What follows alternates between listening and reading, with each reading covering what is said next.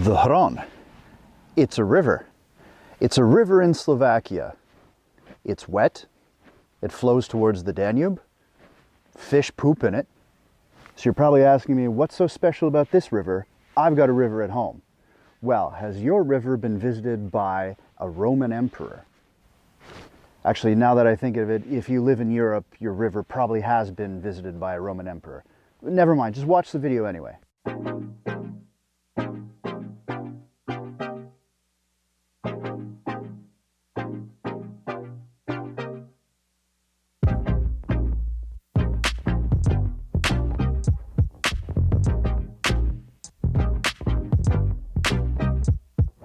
Now, what can actually be said about the river Hron? How about this? In terra quadorum ad granuam. Do you like that? It's Latin. Translated into modern English, it's in the land of the Quadi on the Hron. Those words were spoken by Marcus Aurelius, Roman emperor in the 2nd century.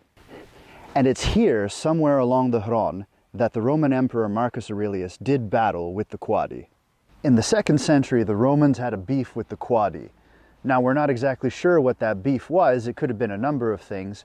It might have been that they were too friendly with the Romans' enemies, the Marcomanni, nearby. It could be that they were letting hostile tribes move through Quadi territory to attack the Romans over the Danube. But whatever the point is, they decided to cross the Danube themselves and to teach those Quadi a lesson. Now, if we want to be a little bit more specific about where it was, we have to go downstream to Šarovce.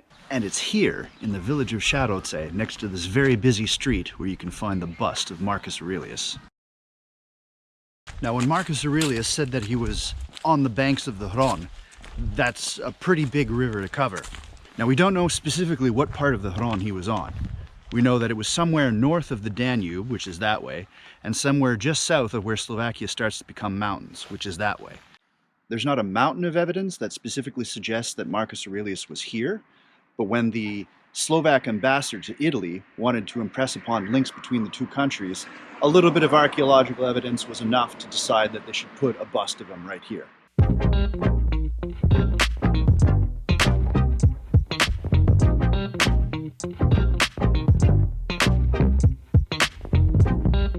Now, the reason the Hron and Marcus Aurelius are so special together is that this is supposedly the place of the rain miracle. The story goes like this. Now, the Romans weren't doing particularly well.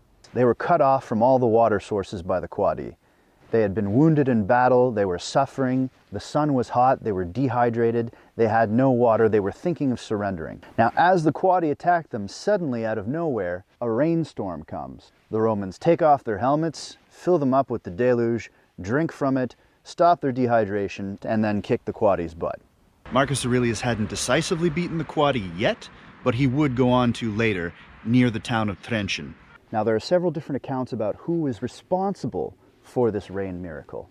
Some Christian stories say that, the Roman generals went to Marcus Aurelius and said, hey, there's these guys in the army called Christians, and they love this guy called Jesus. We can get them to pray to him, and then he can answer all our prayers. Another story says that the Christian soldiers who were in hiding among the Roman ranks, in terror at the attack of the Quadi, dropped to their knees and prayed, and this is what caused the rains to come out. Another source attributes it all to the Egyptian magician, to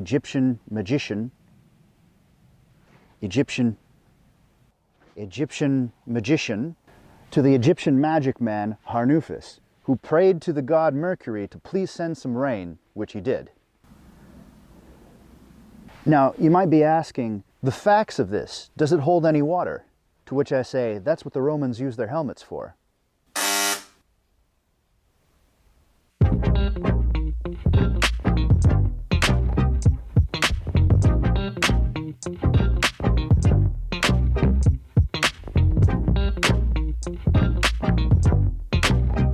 Most of the details of this story are true. Marcus Aurelius did fight the Quadi along the banks of the Hron, and rain did save his soldiers dying from thirst. But it wasn't a miracle. One of the things about the south of Slovakia is that in the summer it gets incredibly hot. And if you're a Roman soldier walking around in armor, you're going to have a bad time. Even in the time of Marcus Aurelius, in the 2nd century, it still would have gotten quite hot. Now, in the middle of these heat spells, they can be broken up by incredibly intense thunderstorms that usually roll down from the mountains towards the north. Now, you might say, hey, couldn't it be a miracle that the rainstorm happened just as the battle was happening? The Quadi were native to the area. They would have known that rain was coming. They would have seen it in the air, they would have felt it, they would have seen the wind change. So if you're paying attention, you know that the weather's about to shift. So they knew that this was their moment to attack the Romans, because very soon they would lose their advantage. Unfortunately, the storm came a little too early. Now, it's not like the Romans weren't incredibly lucky.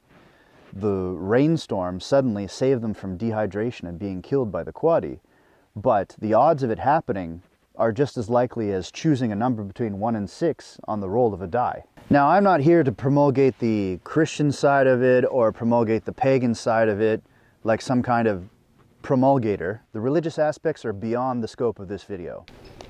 I just cycled through horse poop. If you'd like to hear more about the historical sources behind the rain miracle, you can go and check out this video, where the gentleman here discusses in great depth the pagan and Christian sources for this story. If you'd like to see the bust of Marcus Aurelius, if you'd like to see the bust of Marcus Aurelius in Šarovce, or see the Hron where he battled the Quadi, you'll have to come to Slovakia. It's full of interesting stuff.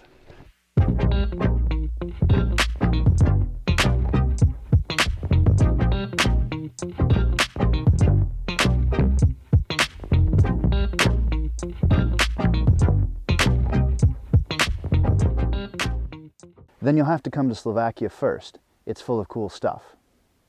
No, it's not full of cool stuff. It's full of interesting stuff.